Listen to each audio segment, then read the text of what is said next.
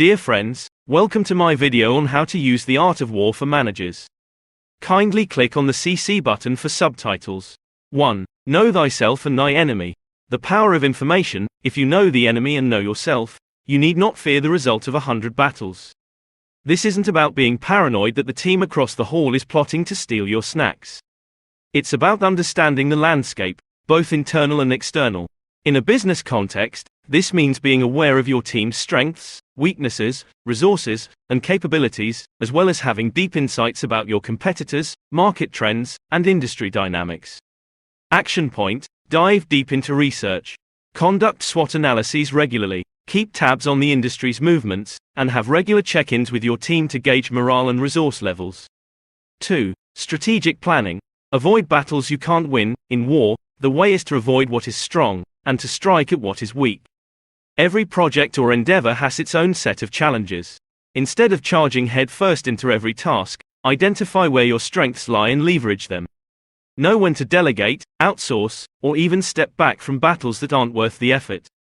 Action point: prioritize tasks and projects that align with your team's core competencies. Learn to say no to opportunities that don't match your strategic goals or strengths.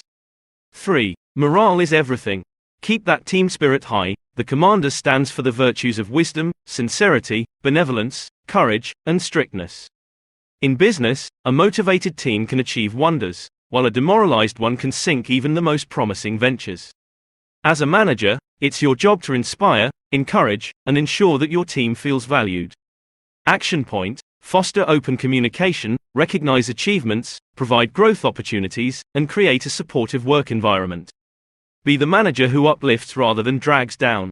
4. Be adaptable. The only constant is change. Water shapes its course according to the nature of the ground over which it flows. In today's fast-paced business world, rigidity is a recipe for disaster. Like water, managers should be able to adapt their strategies based on current circumstances, team dynamics, and market shifts. Action point: cultivate a growth mindset. Encourage innovation and flexibility within your team. When things don't go as planned, see it as a learning opportunity rather than a failure. 5. Deception and surprise.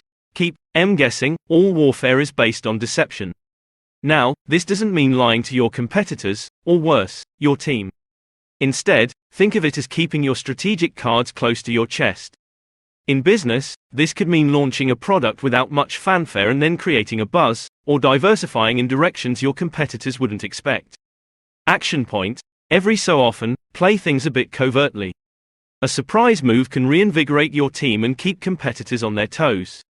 6. Leadership matters. Led from the front, a leader leads by example, not by force.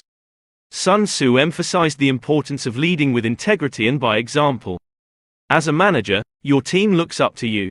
Your actions, attitude, and work ethic set the tone. Action point: walk the talk. If you expect your team to work hard, show them that you're willing to put in the effort too. Display the values and behavior you wish to see in your team. 7. The power of timing. Seize the right moment. Opportunities multiply as they are seized. In both war and business, timing can make all the difference. Launching a product too soon or too late, missing a market trend, or not adapting to changes quickly can have consequences.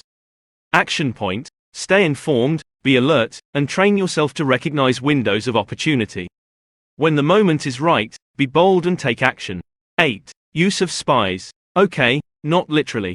What enables the wise sovereign and the good general to strike and conquer, and achieve things beyond the reach of ordinary men, is foreknowledge.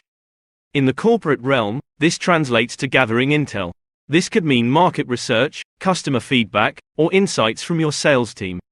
Action point: regularly collect and analyze data to understand market needs, customer preferences, and emerging trends. Wrap up: managing a team or a business isn't too different from commanding an army. Strategy, morale, adaptability, and leadership are as crucial in the boardroom as they are on the battlefield. So, the next time you face a challenge, think, what would Sun Tzu do? Then, arm yourself with his wisdom and march forward with confidence. After all, in the art of business warfare, it's not the biggest or the strongest that thrive, but the most adaptable, insightful, and strategic. Thank you for watching my video.